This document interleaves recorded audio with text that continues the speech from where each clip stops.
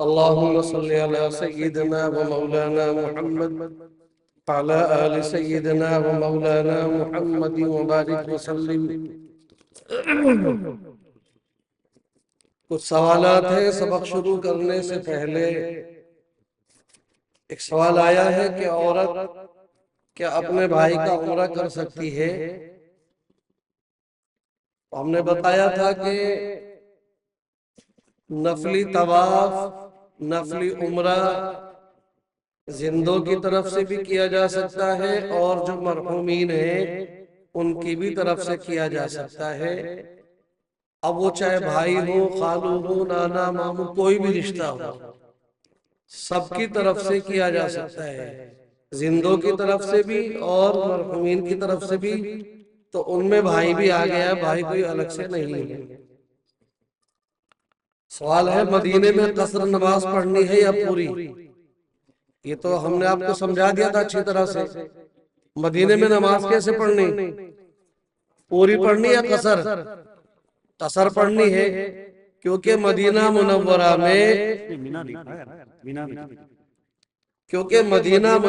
میں آپ کا 8-9 دن کا قیام ہے۔ اس 8-9 دن کے قیام میں آپ قصر پڑھیں گے، جہاں 15 دن ٹھہرنا ہو وہاں پر پوری پڑھیں گے، اور جہاں 15 دن سے کم ٹھہرنا ہو وہاں قصر کریں گے۔ اس کے بعد کا سوال ہے کہ قصر نماز کے بعد سنتیں بھی پڑھ سکتے ہیں یا نہیں؟ تو سنتیں بھی پڑھ سکتے ہیں۔ دیکھیے مدینہ منورہ میں آپ مسافر ہیں، لیکن آپ ساری نمازیں امام کے پیچھے پڑھنے کی کوشش کریں گے باجماعت، اور جب باجماعت نماز پڑھیں گے تو پھر آپ مقیم امام کے پیچھے پوری ہی نماز پڑھیں گے۔ اب اس سے پہلے بعد کی سنتیں بھی آپ پوری پڑھیں گے، اور سنت، نوافل، تہجد، اشراق، اوابین، چاشت، جتنی بھی نمازیں آپ پڑھ سکتے ہو خوب نمازیں پڑھیے۔ سنتوں میں، نوافل میں کوئی قصر نہیں ہے۔ تو یہ مدینہ منورہ کا سوال تھا۔ اب یہ سوال پوچھا ہے مینا میں فرض نمازیں قصر پڑھی جائیں گی یا پوری؟ تو چونکہ آپ حضرات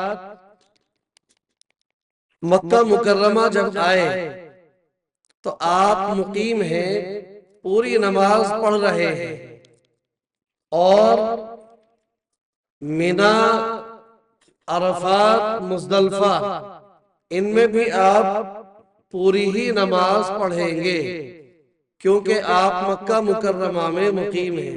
السلام علیکم، آ رہے ہیں؟ وعلیکم السلام، مسجد آ رہے ہیں؟ جی جی ٹھیک۔ اب اس وقت مینا کی آبادی مکہ مکرمہ سے مل چکی ہے، اور مینا کو مکے کی میونسپلٹی میں شامل کر لیا گیا ہے۔ تو لہذا آپ مکے میں مقیم ہیں تو مینا میں بھی مقیم ہیں، عرفات میں بھی مقیم ہیں، اور مزدلفہ میں بھی مقیم ہیں۔ تو اس مقیم ہونے کی وجہ سے اب آپ مینا، عرفات، مزدلفہ سب جگہ نماز پوری پڑھیں گے، قصر نہیں کریں گے۔ طواف کرتے ہوئے وضو ٹوٹ جائے تو ہمیں بتایا کہ فوارے سے وضو کے 4 فرض ادا کرنے سے وضو ہو جائے گا۔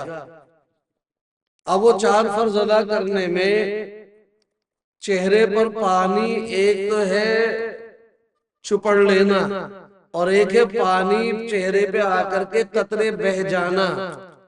تو پانی اگر آپ نے اس انداز سے چہرے پہ مار لیا فوارے سے کہ پورے چہرے پر پانی آ گیا اور وہ قطرے نیچے آ گئے ہاتھوں میں بھی اور پیروں میں بھی، تو وضو ہو جائے گا۔ طواف کو مطاف میں رہتے ہوئے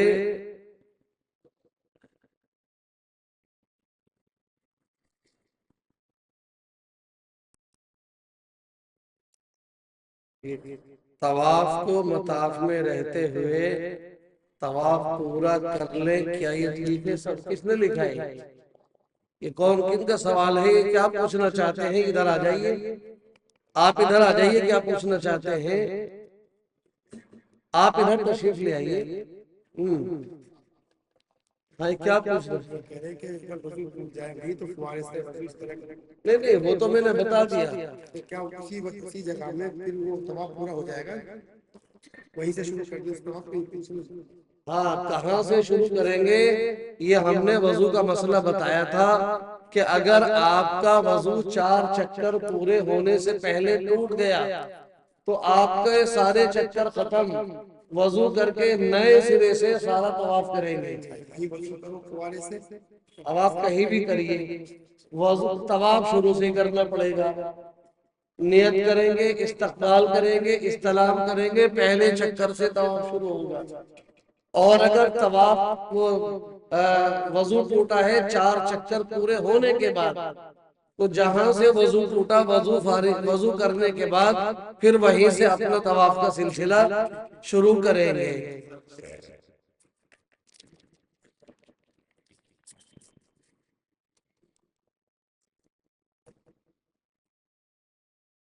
اس سوال پوچھا ہے کہ نماز کی تیسری اور چوتھی رکعت میں جب امام خاموشی سے سورہ فاتحہ پڑھتے ہیں تو ہم اپنی کیوں نہیں پڑھیں گے جبکہ ہم سن بھی نہیں رہے؟ براہ کرم وضاحت فرما دیں۔ کل جو قرآن کی آیت پڑھی تھی اس میں 2 جملے ہیں، وَإِذَا قُرِئَ الْقُرْآنُ فَاسْتَمِعُوا لَهُ وَأَنصِتُوا، توجہ سے سنو اور چپ بھی رہنے کا حکم ہے۔ توجہ سے سننے کا حکم ہے اور خاموش رہنے کا حکم ہے۔ زور سے پڑھی جا رہی ہے تو سننا بھی ہے اور چپ بھی رہنا ہے۔ آہستہ پڑھی جا رہی ہے تو ہمیں آواز تو نہیں آ رہی لیکن امام پڑھ رہا ہے، اس لیے ہمیں وَأَنصِتُوا چپ رہنے کا پھر بھی حکم ہے۔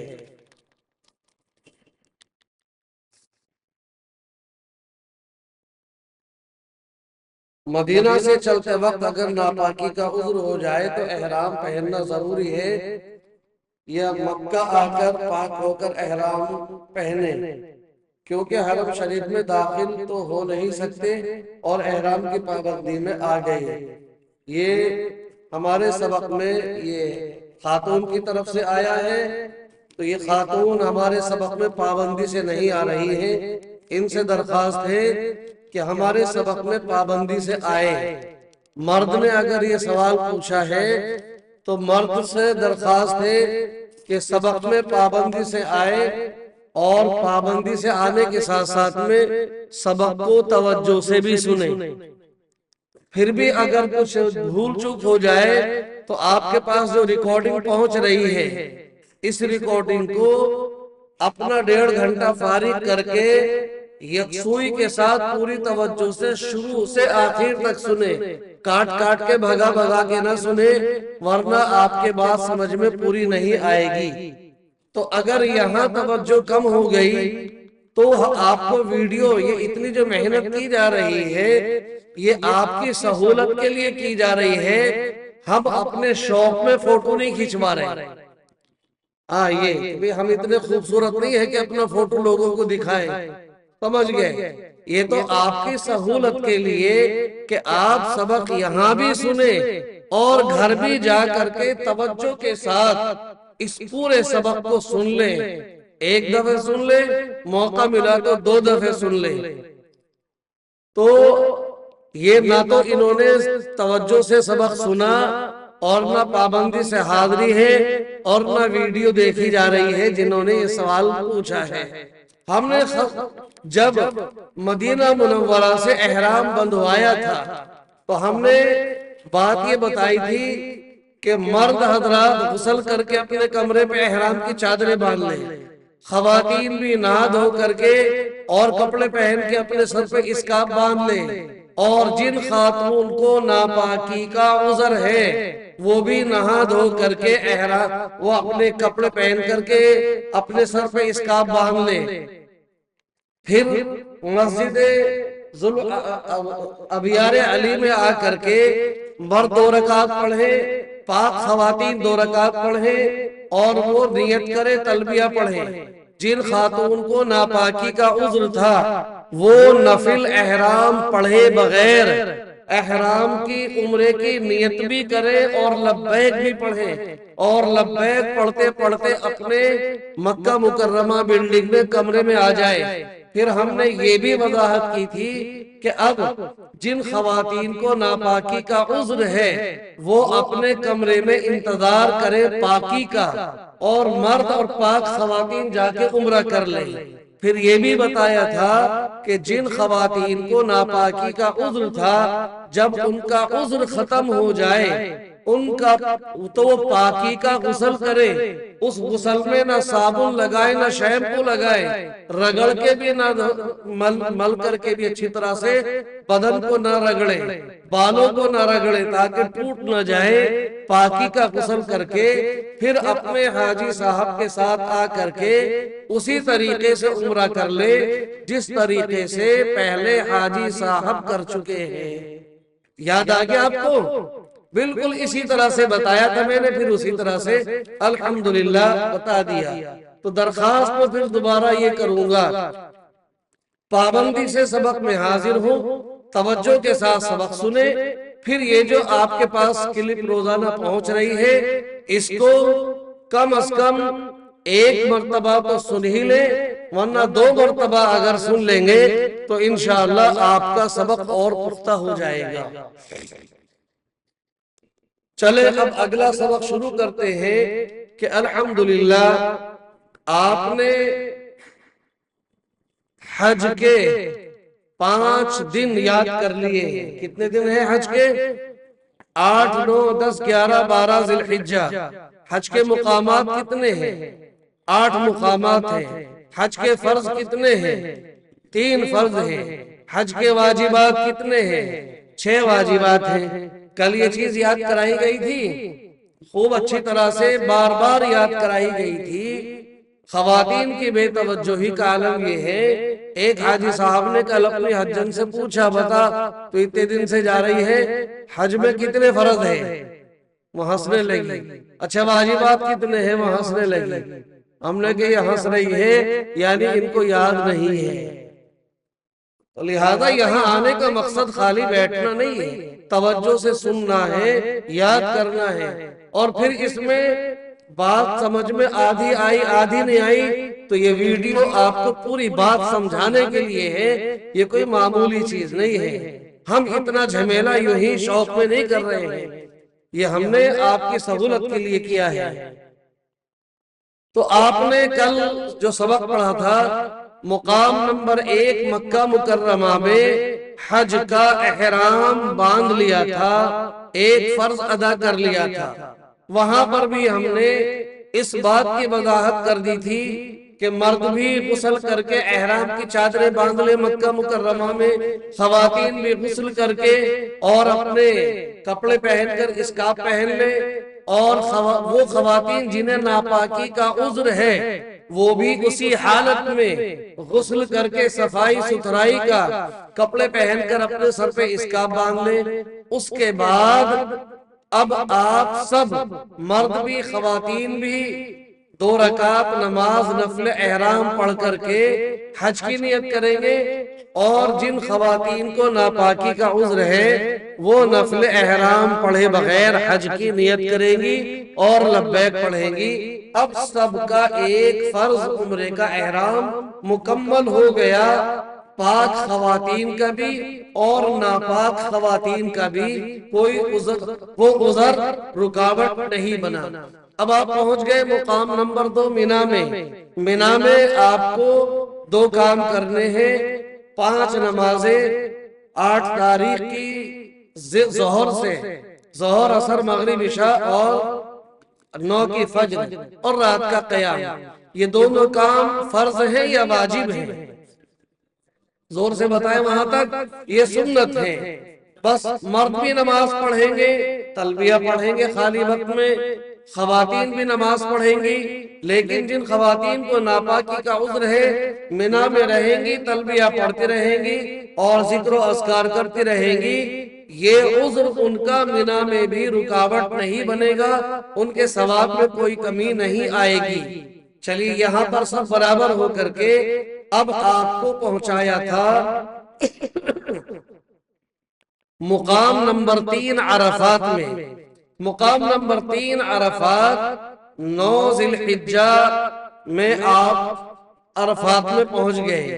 ایک نیا کام 9 ذی الحجہ کی فجر سے شروع کرایا تھا کہ جب فجر کی نماز کا سلام پھیرے تو کیا پڑھیں گے، زور سے پڑھ کے بتائیے۔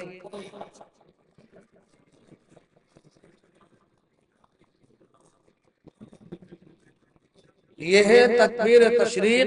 تکبیر تشریق تو ترتیب بتائی تھی، اب 9 کی فجر سے پہلے سلام پھیریں گے، سلام کے بعد تکبیر تشریق، پھر تلبیہ، پھر دعا۔ اب یہ 13 کی عصر تک آپ یہ تکبیر تشریق ہر نماز کے بعد، ہر فرض نماز کے بعد مرد بلند آواز سے، خواتین ہلکی آواز سے تکبیر تشریق پڑھتے رہیں گی۔ 13 ذی الحجہ کے عصر میں پڑھنے کے بعد بند ہو جائے گی۔ آپ مقام نمبر 3 عرفات میں ہیں، یہاں پر حج کا دوسرا فرض ادا ہونا ہے، وقوف عرفات۔ یہ سبق بہت توجہ والا ہے۔ یہ حج کا دوسرا فرض وقوف عرفات، یہ پورے حج کی جان ہے۔ عرفات میں اگر کوئی 9 ذی الحجہ کو زوال سے لے کر کے اور صبح صادق تک اس بیچ میں نہ کوئی پہنچ پایا، وہ حاجی نہیں بن پائے گا۔ یہ اہم رکن ہے، اس کے بغیر حج ہوتا ہی نہیں ہے۔ اب آئیے 9 ذی الحجہ کی ظہر سے، زوال سے وقوف عرفات کا وقت رہتا ہے، شروع ہوتا ہے 9 ذی الحجہ کی زوال سے، یعنی ظہر کے وقت سے شروع ہوتا ہے، باقی رہتا ہے پوری رات صبح صادق تک۔ باقی کب تک رہتا ہے اس کا وقت؟ صبح صادق تک وقت رہتا ہے۔ صبح صادق تو بھی یاد ہوگا سب کو، ابھی رمضان گزرے ہیں، سحری جو ختم ہوتی ہے اس سے پہلے پہلے تک۔ لیکن حاجیوں کو، حجنوں کو عمل کرنا ہے زوال سے لے کے غروب آفتاب تک۔ ٹھہرنا غروب آفتاب تک ہے، عمل غروب آفتاب تک کرنا ہے، اس کے بعد وہاں سے نکلنا ہے۔ لیکن اس کا وقت باقی رکھا اللہ رب العزت نے، پوری رات رکھا۔ زوال سے شروع کیا، شام تک رہا، پوری رات رہا، صبح صادق سے پہلے تک کر لیا اگر کسی نے تو وہ حاجی بن جائے گا۔ مثال کے طور پہ کوئی شخص راستے میں جا رہا تھا، پیدل ہی چل رہا تھا، بے ہوش ہو گیا، نہیں پہنچ پایا غروب آفتاب تک۔ کوئی اور اسے عذر آ گیا، بیمار ہو گیا، نہیں پہنچ پایا، اب اس کی طبیعت درست ہوئی، اب وہاں پہنچا، رات کو 8 بجے، 9 بجے، 10 بجے، صبح صادق سے پہلے پہلے عرفات میں پہنچ گیا تو وہ حاجی بن جائے گا، کیونکہ وقوف عرفات کا وقت جو اللہ نے رکھا ہے وہ رات بھر رکھا ہے، صبح صادق تک رکھا ہے۔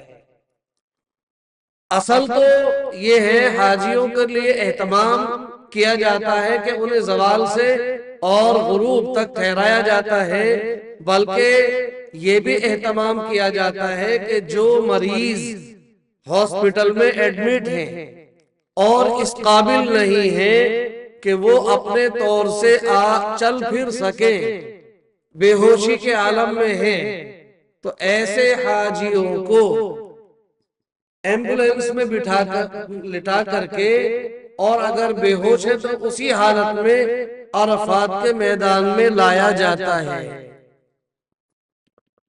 حاجی احرام باندھ کے چلا، چلتے چلتے بے ہوش ہو گیا، بہت زیادہ بیمار ہو گیا، ہاسپٹل میں ایڈمٹ ہو گیا۔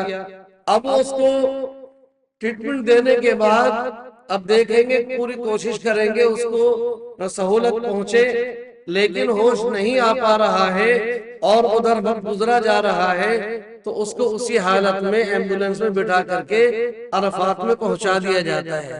وہ بے ہوشی کی حالت میں عرفات کے میدان میں پہنچ گیا تو وہ حاجی بن گیا۔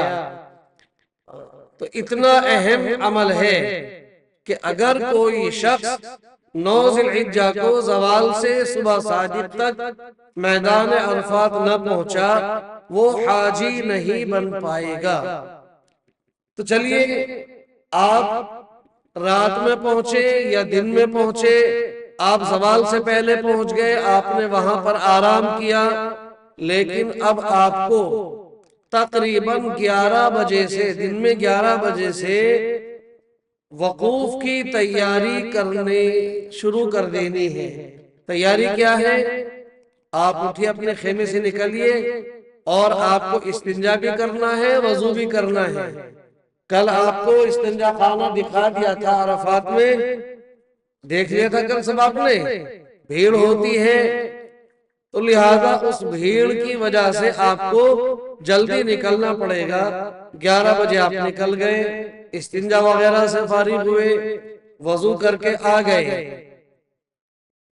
مرد بھی خواتین بھی وہاں فارغ ہو کر کے اپنے خیمے میں آ کر کے بیٹھ جائیں۔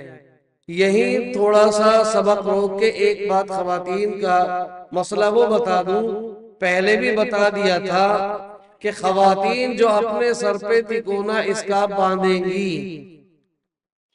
حالت احرام میں آپ نے اس کو باندھ رکھا ہے، تو جب جب وضو کریں گی وہ اسکارف ہٹا کر کے بالوں پر مسح کریں گی۔ یہ میں نے پہلے بھی بتا دیا تھا، لیکن اب دوبارہ کچھ خواتین نہیں ہوں گی، ان کی جانکاری کے لیے بتا رہا ہوں کہ انہیں اپنے سر سے کپڑا ہٹا کر کے بالوں پر مسح کرنا ہوگا۔ اگر بالوں پر مسح نہیں کیا، کپڑے پر مسح کر لیا، وضو نہیں تو نماز نہیں، وضو نہیں تو طواف نہیں، طواف نہیں تو عمرہ نہیں، عمرہ نہیں تو پھر آپ کا حج بھی ادھورا ہو گیا۔ تو اس لیے اہتمام سے آپ کو اپنے بالوں پر مسح کرنا ہے۔ اب آپ نے عرفات میں وضو وغیرہ سے فارغ ہو کر کے اپنے کمرے پر، اپنے خیمے میں آ کر کے تیار ہو کر کے بیٹھ گئے۔ جب زوال کا وقت ختم ہو جائے گا، زوال کا وقت ختم ہونے کا مطلب میں نے کل بتا دیا تھا کہ یہ جو حرم میں، عزیزیہ میں، مدینے میں جہاں بھی اذان ظہر کی ہوتی ہے، زوال کا وقت ختم ہوتے ہی اذان شروع ہو جاتی ہے۔ تو ظہر کی اذان شروع ہونے کا مطلب ہے کہ زوال کا وقت ختم ہو چکا، بس یہ سمجھ لیں۔ وہاں پر ہر اذان اول وقت میں ہوتی ہے، وقت شروع ہوا فوراً اذان، وہاں 8:15 کا چکر نہیں ہے، 8:30 پہ اذان، 8:45 پہ نماز، یہ نہیں۔ وہاں تو یہ ہے 8:19 پر وہ عشاء کا وقت شروع ہو رہا ہے، تو 8:20 پر اذان شروع، 12:21 پر زوال کا وقت ختم ہو رہا ہے، تو 12:22 پر اذان شروع۔ بس یہ اہتمام ہے۔ تو جب زوال کا وقت ختم ہو گیا، اب سب سے پہلا معاملہ تو یہ ہے، اور خوشخبری یہ ہے کہ الحمدللہ آپ من جانب اللہ کی طرف سے جتنے بھی عرفات کے میدان میں اس وقت موجود ہیں، سب کے سب مرد بھی اور خواتین بھی حاجی حجن بن چکے ہیں۔ زوال کا وقت ختم ہوتے ہی الحمدللہ سب کے سب حاجی حجن بن گئے۔ لیکن اب اعمال کیا کیا کرنے ہیں اس کی تفصیل سمجھ لیجیے۔ حاجی حجن تو ہم ہو گئے زوال ختم ہوتے ہی، اب ہمیں کیا کرنا ہے؟ پہلے ظہر کی نماز ادا کرنی ہے، پہلے ظہر کی نماز ادا کریں۔ ظہر کے تعلق سے بھی میں ظہر اثر کے تعلق سے بتا دوں کہ اگر کوئی شخص مسجد نمرہ میں امام الحج کی اقتداء میں نماز ادا کر رہا ہے تو امام الحج ظہر اور عصر دونوں کو ایک ہی وقت میں ملا کر کے پڑھاتے ہیں۔ پہلے ظہر پڑھائیں گے، اذان ہوگی، اذان کے بعد اقامت ہوگی، اقامت کے بعد پھر ظہر کے فرض ادا کیے جائیں گے، ظہر کا سلام پھیرنے کے بعد پھر اقامت ہوگی، اقامت کے بعد عصر کی نماز ہوگی، عصر کا سلام پھیرنے کے بعد وہ دعا مانگیں گے۔ تو اگر ہم امام الحج کی اقتداء میں مسجد نمرہ میں نماز ادا کر رہے ہیں تو ظہر عصر کو ملا کر کے پڑھیں گے۔ لیکن اگر ہم اپنے اپنے خیموں میں 10-10 20-20 50-50 جتنے بھی ہیں سب الگ الگ جماعت کر کے نماز پڑھیں گے تو ظہر کو ظہر کے وقت میں پڑھیں گے، عصر کو عصر کے وقت میں پڑھیں گے۔ مسجد نمرہ میں امام الحج کی اقتداء میں جو بھی نماز پڑھیں وہ ظہر عصر ملا کر کے جیسے وہ پڑھائیں گے ویسے پڑھیں گے۔ آپ اپنے خیموں میں جماعت کریں تو ظہر ظہر کے وقت میں، عصر عصر کے وقت میں۔ تو آئیے، زوال کا وقت ختم ہوا، آپ نے اذان کہہ لی، اذان کے بعد اب آپ نے ظہر کی نماز ادا کر لی۔ ظہر کی نماز مکمل، 4 سنتیں بھی پڑھیں گے، فرض پڑھیں گے، اس کے بعد سنتیں نفل پڑھنے کے بعد اب آپ کو عمل کرنا ہے 100 دانے کی تسبیح اپنے ساتھ میں لے کر کے جائیں۔ جن کو کوئی کھڑے ہونے میں مجبوری نہیں ہے، عذر نہیں ہے، وہ کوشش کرے مرد و خواتین کھڑے ہو کر کے 100 مرتبہ چوتھا کلمہ پڑھیں۔ لا الہ الا اللہ وحدہ لا شریک لہ، لہ الملک ولہ الحمد وہو علی کل شیء قدیر۔ 100 مرتبہ یہ چوتھا کلمہ پڑھیں۔ 100 مرتبہ قل هو اللہ احد اللہ الصمد لم یلد ولم یولد ولم یکن لہ کفوا احد، 100 مرتبہ یہ پڑھیں۔ 100 مرتبہ اللہم صلی علی محمد وعلی آل محمد کما صلیت علی ابراہیم وعلی آل ابراہیم انکا حمید مجید، 100 مرتبہ یہ پڑھیں۔ 100 مرتبہ چوتھا کلمہ، 100 مرتبہ قل هو اللہ احد اور 100 مرتبہ درود شریف پڑھیں۔ نبی اکرم صلی اللہ علیہ وسلم نے ارشاد فرمایا کہ میرا اور مجھ سے پہلے تمام انبیاء علیہ السلام کا یہ عمل رہا ہے، چوتھا کلمہ پڑھنے کا عمل رہا ہے۔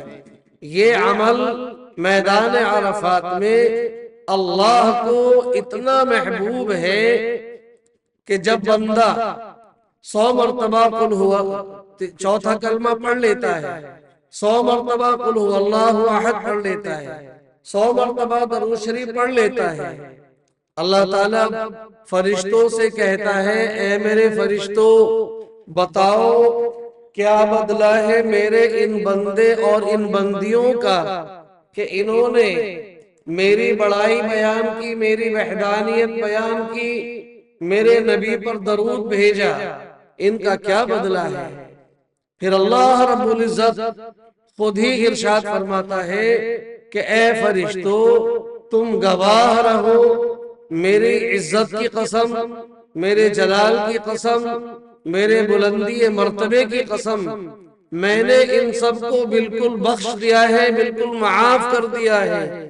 اب یہ ایسے ہو چکے ہیں کہ اگر پورے عرفات والوں کے لیے سفارش کرے تو ان کی سفارش قبول کر لی جائے گی۔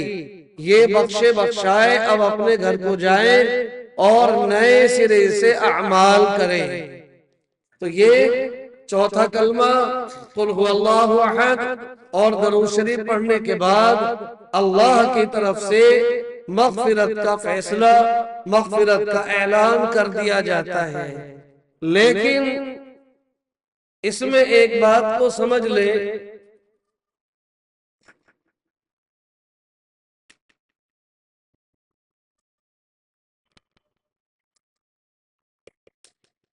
ان کی پوری معافی نہیں ہو پاتی جو بندوں کا حق مار کر گئے ہیں۔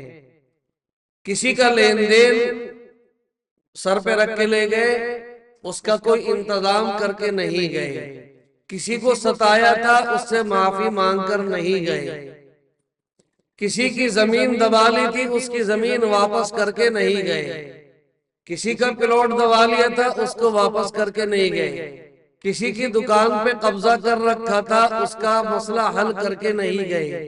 ان کو کہتے ہیں حقوق العباد۔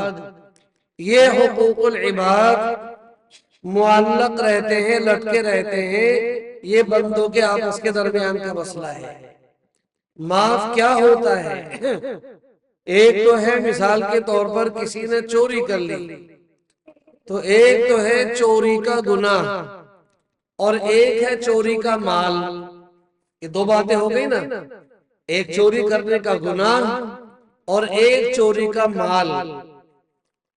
تو چوری کرنے کا گناہ جو ہے یہ تو وہاں رو دھو کر کے معاف ہو گیا، لیکن یہ چوری کا مال جس کا چرایا تھا اسے واپس نہیں کیا، یہ اپنے سر پر کھڑا ہوا ہے، یہ ذمہ باقی ہے۔ اور لہذا میدان عرفات میں اتنی بڑی خوشخبری کے بعد وہ مرد اور وہ خواتین ابھی ادھورے رہ جاتے ہیں جو اپنے ذمے حقوق العباد لے کر کے جاتے ہیں۔ اسی لیے تو یہ کوئی فارملٹی نہیں ہے کہ اپنے بھائیوں سے مل رہے، چچا سے مل رہے، رشتہ داروں سے مل رہے، یہ بتانے کے لیے نہیں ملا جاتا کہ میں حاجی بننے جا رہا ہوں۔ ملنا اس لیے ہوتا ہے بھائی مجھ سے جو کچھ غلطی ہو معاف کر دینا، جو لین دین ہو بھائی اسے آپس میں سلجھا لو۔ یہ ملنا جلنا یہ سارا کچھ اس لیے ہوتا ہے۔ بخالی لین دین اپنے سر پہ رکھا ہے اور ملتے پھر رہے کہ جی میں حج کو جا رہا ہوں، یعنی شو کرتے جا رہے ہیں کہ میں حاجی بننے جا رہا ہوں۔ تو وہاں اگر لین دین اپنے سر پہ رکھ کے گئے، اس کا کوئی انتظام کر کے نہیں گئے، تو میدان عرفات میں اتنی بڑی خوشخبری کے ساتھ وہاں بھی محرومی ذمہ رہے گی۔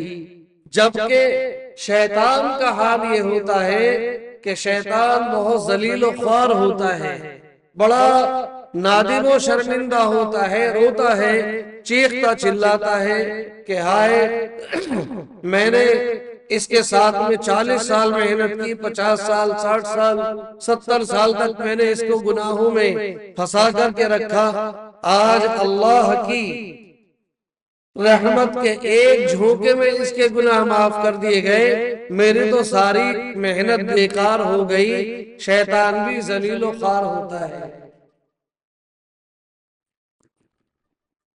تو اس لیے میرے بھائیوں حقوق العباد کو یہاں سے بالکل فائنل کر کے جانا۔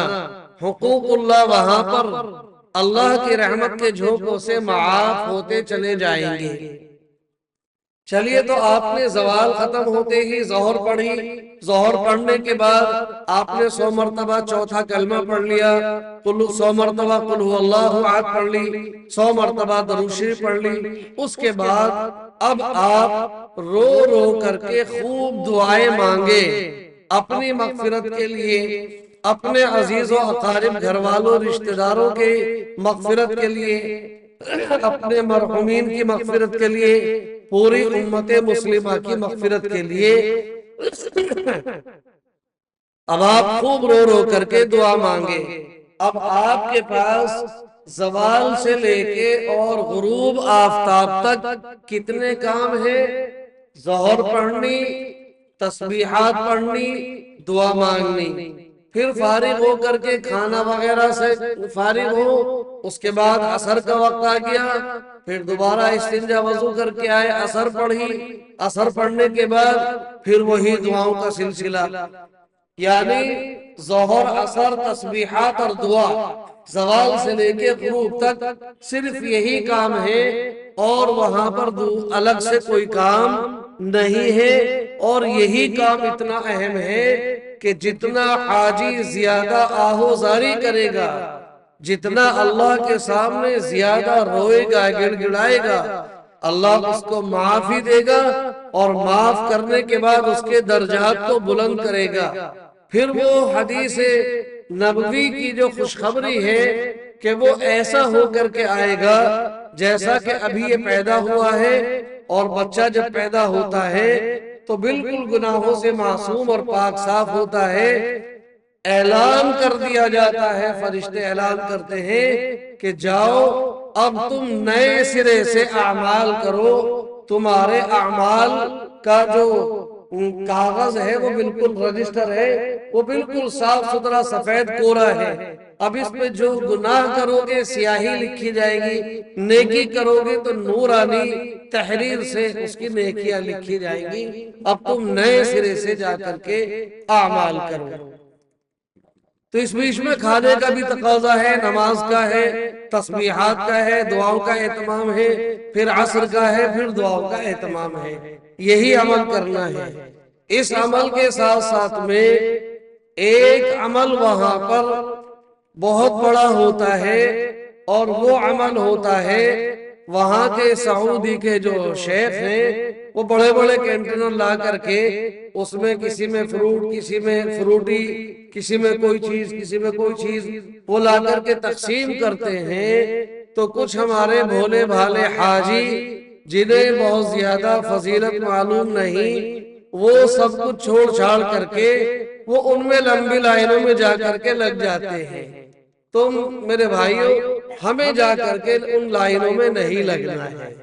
ہم جا رہے تھے وضو کرنے، راستے میں تقسیم خوب کرتے ہیں، چلتے چلتے ہمیں کچھ دے دیا، کچھ تھا بانٹ رہے تھے، لے لیا، لے کر کے آپ کھا سکتے ہیں۔ دو چار آدمی کھڑے ہیں وہ تقسیم کر رہے ہیں، آپ نے رک کے لے لیا اور اسے کھا پی لیا، کوئی حرج کی بات نہیں۔ وہ لمبی لائنوں میں جا کر کے لگنا اور اپنے وقت کو ضائع کرنا یہ کوئی عقل مندی کی بات نہیں۔ 4 لاکھ روپے کا صرفہ اور 40 دن کا خرچ جو وقت ہے اس سب کا حاصل 4 لاکھ کا اور 40 دن کا جو پورا حاصل ہے یہ اتنا سا وقت ہے زوال سے غروب تک، یہ 4 لاکھ کا حاصل یہی ہے، اور 40 دن جو لگیں گے آپ کے اس کا حاصل یہی زوال سے غروب تک کے وقت کا ہے۔ اب یہ وقت ہمارا چاہے ہم اسے لائن میں لگ کے لوٹنے جھپٹنے میں گزار لے، چاہے اللہ سے رو کے گڑ گڑا کے مغفرت مانگنے میں گزار لے، یہ ہر آدمی خود اپنی عقل سے سوچ بھی سکتا ہے، لیکن ہم نے بتا بھی دیا ہے کہ وہاں لائن میں لگنا کوئی عقل مندی کی دلیل نہیں ہے، لہذا اپنے جس عمل کے لیے گئے ہیں اس عمل میں ہمیں مصروف رہنا ہے۔ چلیے الحمدللہ اسی آہوزاری کے ساتھ اب ہمارے مانگتے مانگتے ہم نے خوب مانگا، امت کے لیے مانگا، اور میں بار بار اس بات کو بھی کہتا ہوں کہ پوری امت مسلمہ کے ساتھ ساتھ میں خاص طور سے فلسطین اور غزہ والوں کے لیے وہاں بھی ضرور مانگنا، اور اپنے رشتہ داروں کے لیے اور اپنے مرحومین کے لیے بھی ضرور مانگنا۔ اب سورج غروب ہو جاتا ہے،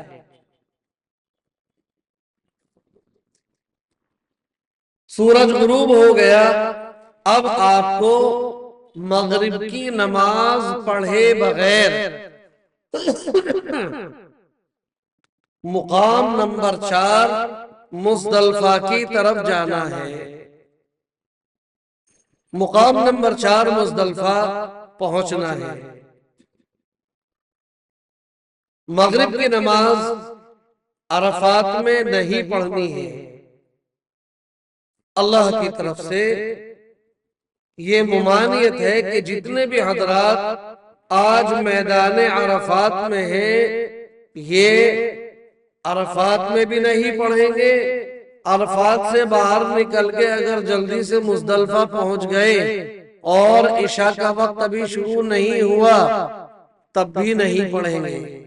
جب عشاء کا وقت شروع ہو جائے گا، مغرب کا وقت ختم ہو جائے گا، تب انہیں مغرب اور عشاء مزدلفہ کے میدان میں پڑھنی ہے۔ لہذا کوئی کہے کہ نہیں جی میری تو عادت نماز چھوڑنے کی نہیں ہے، میں تو مغرب پڑھ کے جاؤں گا، تو وہ صحیح عمل کرے گا یا غلط کرے گا؟ سنت کے خلاف ہے۔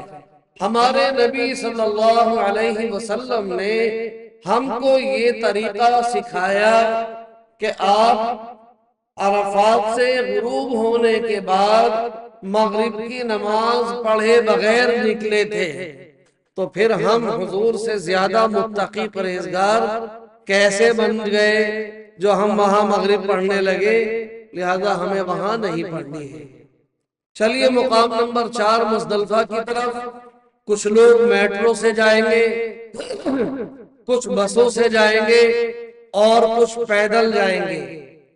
پیدل والے راستے کی طرف اگر ہم دیکھیں تو ایسا لگتا کہ سارا مجمع عرفات کا پیدل ہی جا رہا ہے، روڈ بہت چوڑا ہے، بھر بھر کر کے پیدل چل رہا ہے۔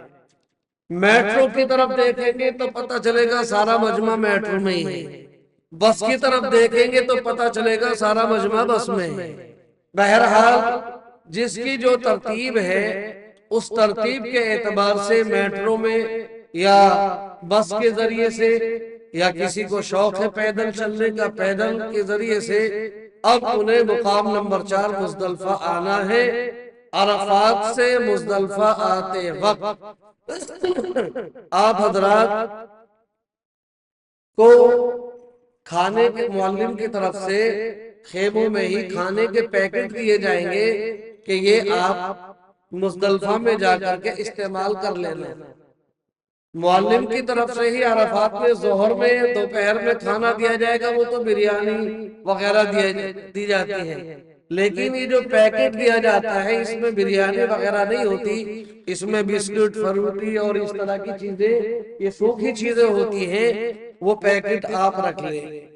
اور 2-4 بوتلیں بھی آپ اپنے ساتھ میں رکھ لیں، خاص طور سے وہ لوگ جو میٹرو سے جا رہے ہیں وہ پانی کی بوتلیں 2-4 اپنے ساتھ میں ضرور رکھ لیں۔ بس سے جانے والوں کو تو ایسی جگہ چھوڑتے ہیں جہاں پر پانی چاروں طرف خوب ہے پانی پینے کے لیے۔ پیدل جانے والے راستے بھر جو چلتے ہیں تو پانی جگہ جگہ پینے کا ملتا ہے، اور وہ ایسی جگہ انتخاب کرتے ہیں جہاں پانی کی دقت نہیں ہوتی۔ لیکن میٹرو والے جو سفر میٹرو سے کرتے ہیں، ہم نے 2022 میں میٹرو سے سفر کیا تھا، تو میٹرو ہمیں لے کے گئی اور پھر سب کو ایسے 1-2 پہاڑوں کو کاٹ کر کے راستہ بنایا تھا، اس راستے سے لے کے گئی اور ایسی جگہ ٹھہرا دیا جو ایک نیا علاقہ تھا، اور وہاں پر پانی کی جو ٹوٹیاں جگہ جگہ لگی ہوتی ہیں، وہاں پر پورے میدان میں کہیں پانی نہیں تھا، اور جو پانی تقسیم ہوتا ہے تو ہم سے پہلے وہاں پانی کی بوتلیں تقسیم ہو چکی تھی، سب لے چکے تھے۔ اب جو بعد میں آنے والے حاجی آئے، پانی بھی ساتھ میں نہیں اور وہاں بھی انتظام نہیں، تو سب کی رات پوری کی پوری بڑی تکلیف میں پریشانی میں گزری پانی نہ ہونے کی وجہ سے۔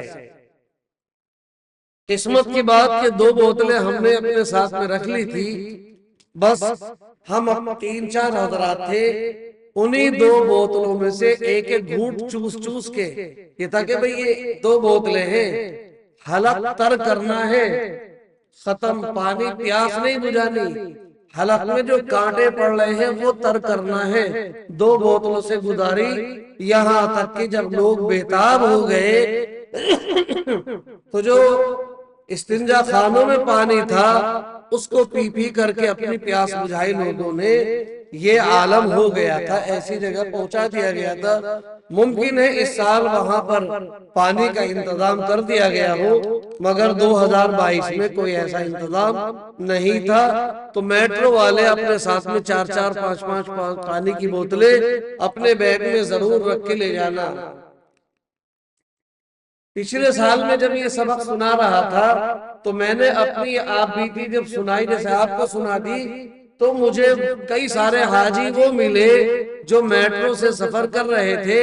وہ آئے میرے کمرے میں، آنے کے بعد انہوں نے کہا کہ امام صاحب جیسے منظر آپ نے پیش کیا تھا وہی منظر ہمارے سامنے آیا۔ وہ تو یہ تھا کہ آپ کی ہدایت کے مطابق ہم نے 5-5 6-6 بوتلیں رکھ لی تھی تو ہمیں دشواری نہیں ہوئی، ورنہ ہم چیخ و پکار پانی پانی سن رہے تھے۔ یہ پچھلے سال بھی مجھے رپورٹ آ کر کے میٹرو والے حاجیوں نے دی۔ اب میٹرو والے حاجیوں کو ٹھہرانے کے لیے ایک ہی جگہ نہیں ہے، کئی جگہ اسٹیشن نمبر 1 ہے، 2 ہے، اس طرح سے ٹھہراتے ہوں گے۔ جس جگہ میں ٹھہرا تھا پچھلے سال والے بھی وہاں ٹھہر گئے، تو جو پریشانی مجھے پیش آئی تھی وہ پریشانی انہوں نے آ کر کے بتائی کہ سیم ایسی تھی۔ اللہ کرے کہ اب کسی حاجی کو ایسی پریشانی کا سامنا نہ کرنا پڑے، لیکن میں نے اس سے بچنے کا ایک راستہ بتا دیا کہ پانی کی بوتلیں اپنے ساتھ میں عرفات سے ہی لے کے چلے۔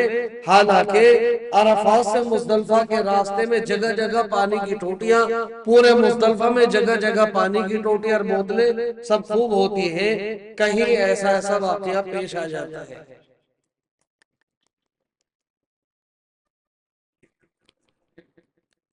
یہ منی سے وہ عرفات سے مزدلفہ تقریباً 7 کلومیٹر پڑ جاتا ہے۔ آپ عرفات میں جہاں چلیں گے اور مزدلفہ میں جہاں ٹھہریں گے،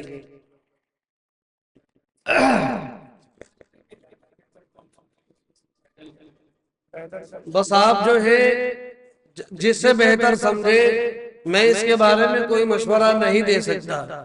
چلیے میں نے طریقہ بتا دیا کہ پیدل والے بھی جاتے ہیں پیدل، بس والے بس سے جاتے ہیں، اور میٹرو والے میٹرو سے جاتے ہیں۔ بہرحال یہ میٹرو معلم کی طرف سے ہے، بس معلم کی طرف سے ہے، معلم کی بسیں ہی آپ کو لے کے جائیں گی۔ کچھ لوگ اپنے طور سے کہ نہیں جی، حالانکہ ان کی میٹرو ہے، ان کی بس ہے معلم کی طرف سے، مگر انہیں شوق ہے چلنے کا کہ نہیں جی ہمیں تو پیدل جانا ہے، مزہ آئے گا۔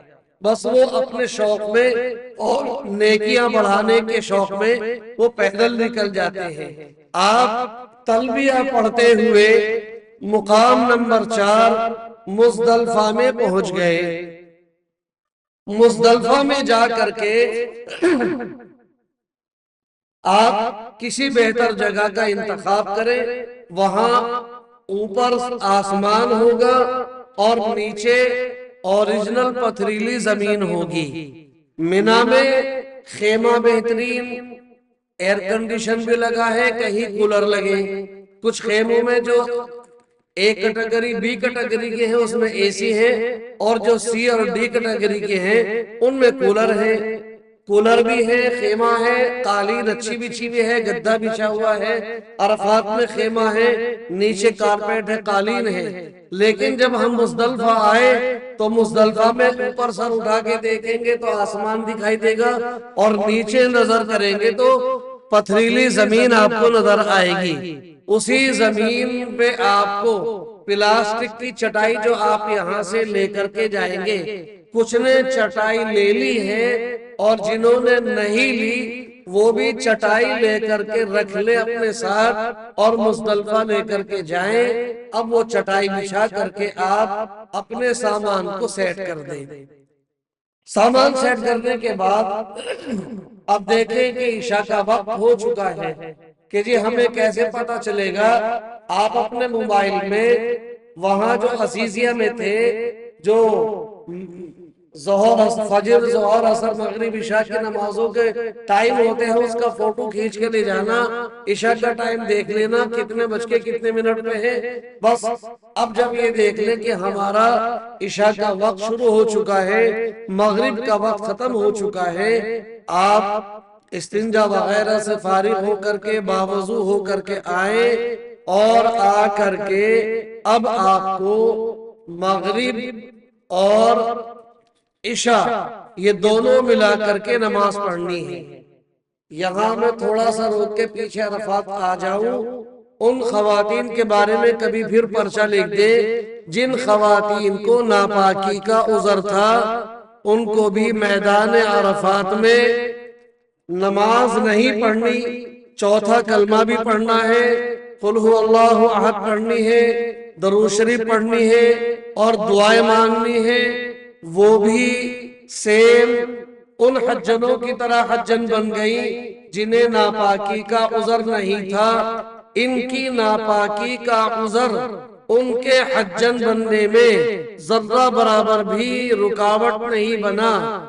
جو پاک تھی ان کی فضیلت بڑھ نہیں گئی، اور جنہیں عذر تھا ناپاکی کا ان کی فضیلت رتی بھر کم نہیں ہو گئی، بالکل برابر کی حجن ہے، ٹکر کی حجن ہے۔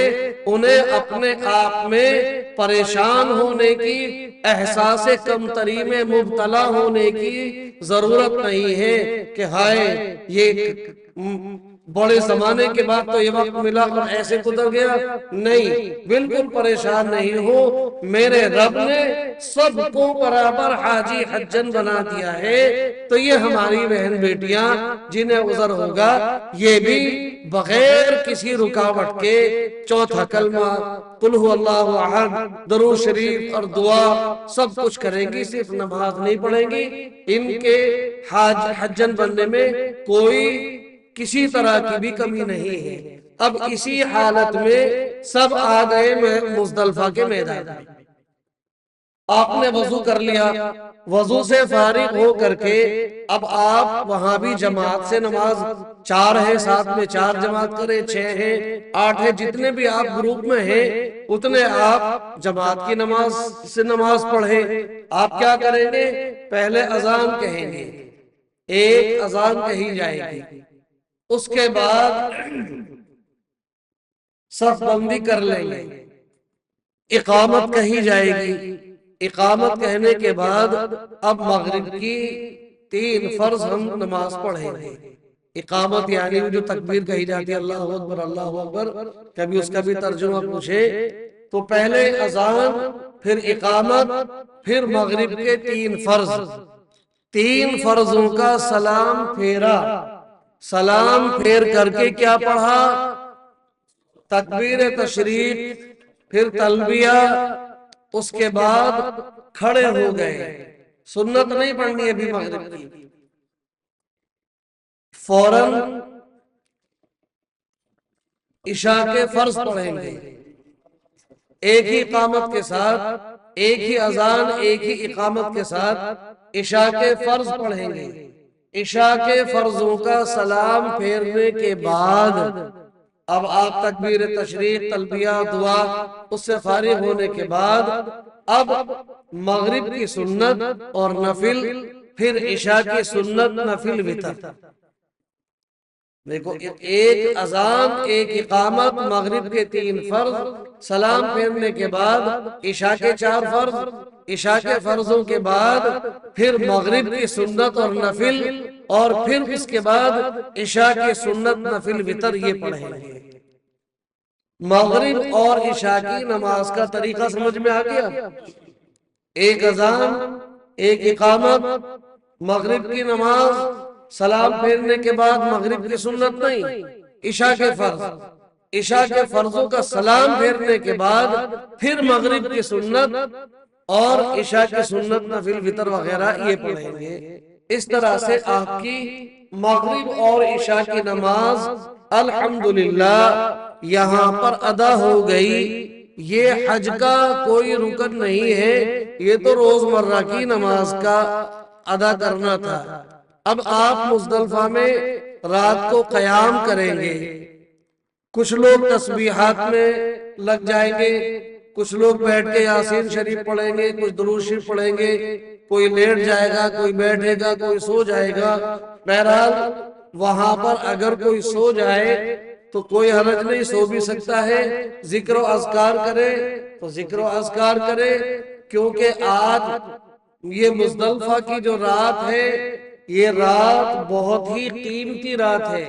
اس رات کے قیمتی ہونے کے بارے میں نبی اکرم صلی اللہ علیہ وسلم نے ارشاد فرمایا کہ مزدلفہ کی رات شب قدر سے بھی زیادہ فضیلت میں بڑھی ہوئی ہے. لہذا آپ نے مغرب کی عشاء کی نماز جو پڑھی تو شب قدر والی فضیلت والی رات میں پڑھی. آپ نے سونے سے پہلے تو ذکر و اذکار تھوڑی بہت 2 2 4 4 10 10 مرتبہ سبحان اللہ الحمدللہ کلمہ طیبہ استغفار پڑھا اور سو گئے تو وہ پڑھنا اور وہ سونا بھی اسی فضیلت والی رات میں ہے. اب آپ صبح صادق ہونے پر اٹھیں گے, اٹھ کر کے آپ فجر کی نماز ادا کریں گے. اب یہاں سے مزدلفہ مقام نمبر 4 میں حج کا پہلا واجب شروع ہوگا اور وہ واجب ہے وقوف مزدلفہ. حج کا پہلا واجب کیا ہے؟ وقوف مزدلفہ. یہ حج کا پہلا واجب ہے. اس کا وقت ہے صبح صادق کے بعد. حج کے پہلے واجب وقوف مزدلفہ کا جو وقت کب ہے؟ صبح صادق کے بعد ہوتا ہے شروع, یعنی سحری کا وقت ختم ہونے کے بعد. لہذا صبح صادق ختم گویا کہ فجر کی اذان کا وقت شروع. اب اس میں ہم نے فجر کی نماز ادا کی.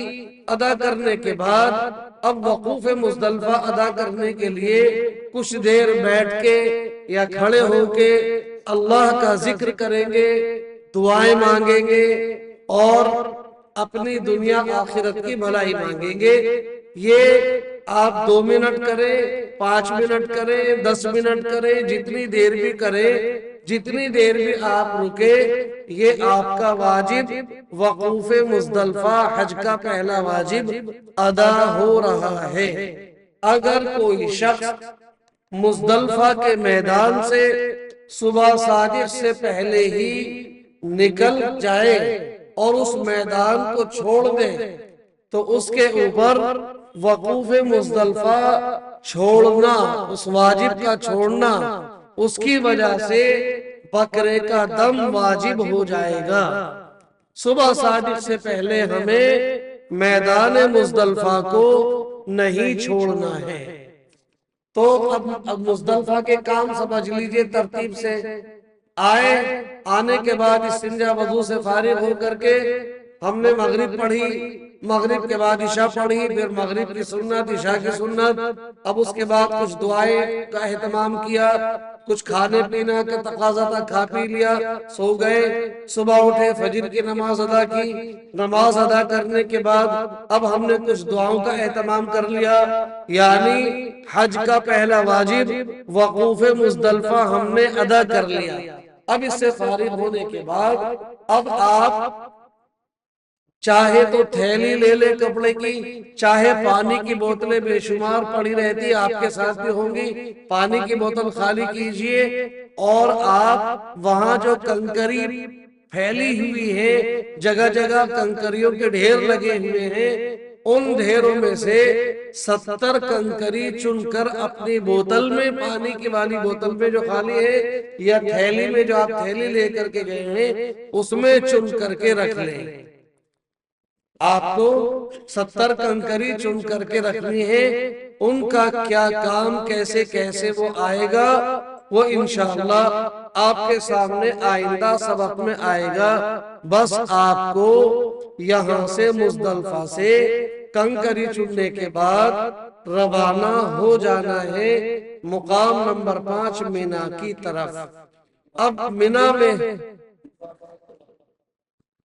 آپ کی مرضی ہے, آپ فجر کی نماز پڑھیں اور 70 کنکری چنیں اور روانہ ہو جائیں, کوئی دقت کی بات نہیں ہے.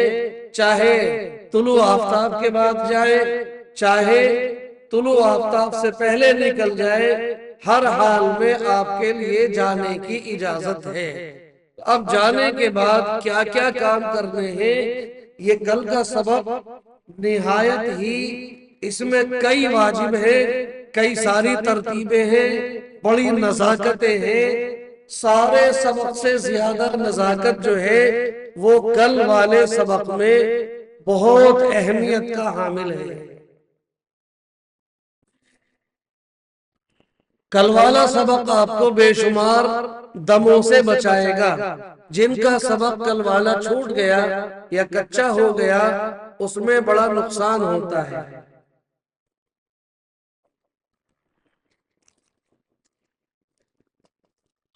میں پھر دوبارہ سے درخواست کروں گا جو ہمارے حاجی ظاہر صاحب محنت سے یہ آپ کے پاس ویڈیو بھیجتے ہیں، ان کو پابندی سے دیکھتے رہیں۔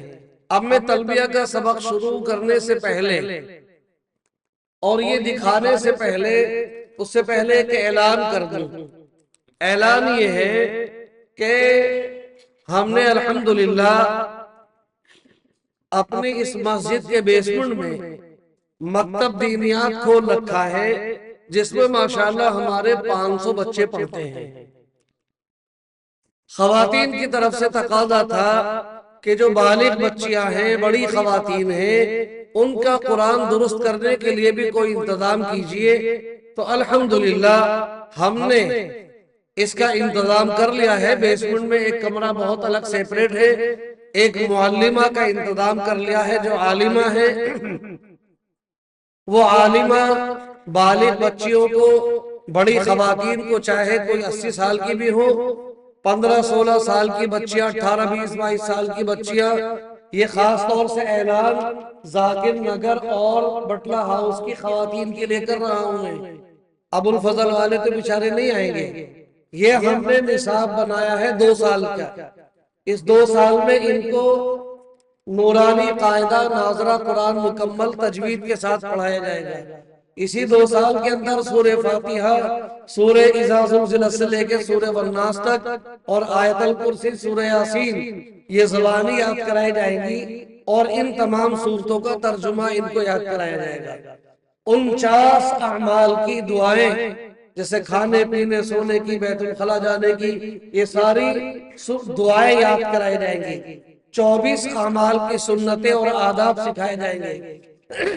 عقائد میں دین کی بنیادی باتیں جن پر یقین رکھنا ضروری ہے، جیسے توحید، فرشتے، آسمانی کتابیں، نبی، رسول، آخرت، تقدیر، برزخ، جنت، جہنم، قیامت وغیرہ، ان عقائد کو یاد کرایا جائے گا۔ مسائل میں آئیے، وضو، غسل، پاکی، ناپاکی، نجاست، تیمم، نماز، بیمار کی نماز، مسافر کی نماز، روزہ، زکوٰۃ، حج، عمرہ، میت کو کفن دفن، غسل کو ان کو غسل دینا، حیض و نفاس کے احکام، پردہ، نکاح، طلاق، مہر، عدت، محرم نامحرم کے ضروری مسائل، یہ 2 سال کے کورس میں سکھائے جائیں گے۔ سیرت میں نبی اکرم صلی اللہ علیہ وسلم اور خلفائے راشدین، امہات المؤمنین کی زندگی کے مختصر حالات یہ آپ کو سکھائے جائیں گے۔ تو جن کو بھی داخلہ لینا ہو، کسی بھی عمر کی بچیاں ہو، کسی عمر کی خواتین ہو، 3 بجے سے 4 بجے تک کی ایک کلاس ہے،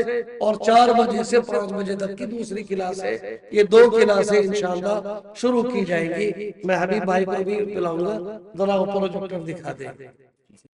یہ آپ عرفات میں ہے، عرفات میں آپ نے قیام کیا، جبل رحمت بھی دیکھ لیا۔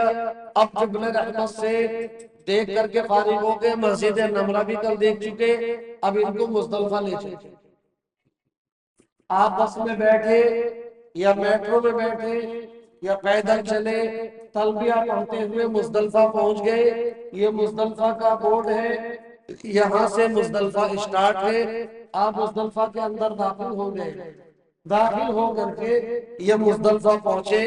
یہ ہے مسجد، مزدلفہ کی مسجد ہے، مسجد مشعر الحرام۔ آپ کو یہاں جگہ ملی، اندر کسی کو جگہ ملی، کسی کو باہر۔ یہ سب نیچے اپنے اپنے کچھ بچھا کر کے چٹائی، اوپر آسمان کھلا، نیچے زمین، یہاں پر بیٹھے ہوئے ہیں اور اپنے اعمال کر رہے ہیں۔ یہ تمام، یہ پورے یہ سب ایسے ہی رہتے ہی پتھریلی زمین ہے، اسی میں اپنے چٹائی بچھا کر کے اور یہاں پر بیٹھے ہیں اور اپنے اعمال ادا کر رہے ہیں۔ یہاں یہ بارود ہے، یہ تو خالی کا فوٹو لے کے بھیج دیا کسی نے، ورنہ یہاں پر بھی ویسی ہی بھیڑ ہوتی ہے جیسے عرفات میں دکھائی دیا۔ اب یہ کنکر یا چنی ہے، کنکر کی زیادہ بڑی نہ ہو اور زیادہ چھوٹی نہ ہو، اتنی موٹی کنکری نہ لے کہ بڑے بڑے پتھر لے لے کہ ہم تو شیطان کو ماریں گے، چھوٹی سے مزہ نہیں آئے گا، موٹا پتھر لے کے شیطان کا سر پھوڑیں گے، ایسی ضرورت نہیں ہے، بلکہ آپ کو نہ زیادہ بڑی نہ زیادہ چھوٹی یہ کنکریاں چن لیں۔ اب یہ کنکری چن کر کے آپ آ جائیں گے مینا کے میدان میں، مینا میں آنے کے بعد ترتیب کے ساتھ آپ کے 3 کام ادا کیے جائیں گے۔ ان 3 کاموں میں ترتیب بھی ہوگی اور ان 3 کاموں کی تفصیل بھی بہت اہم ہے۔ شیطان کو کیسے کنکری ماریں گے، تلبیہ کہاں بند ہوگا، قربانی کا مسئلہ ہے، حلق کا مسئلہ ہے، یہ سارے مسائل انشاءاللہ کل آپ کے سامنے آئیں گے۔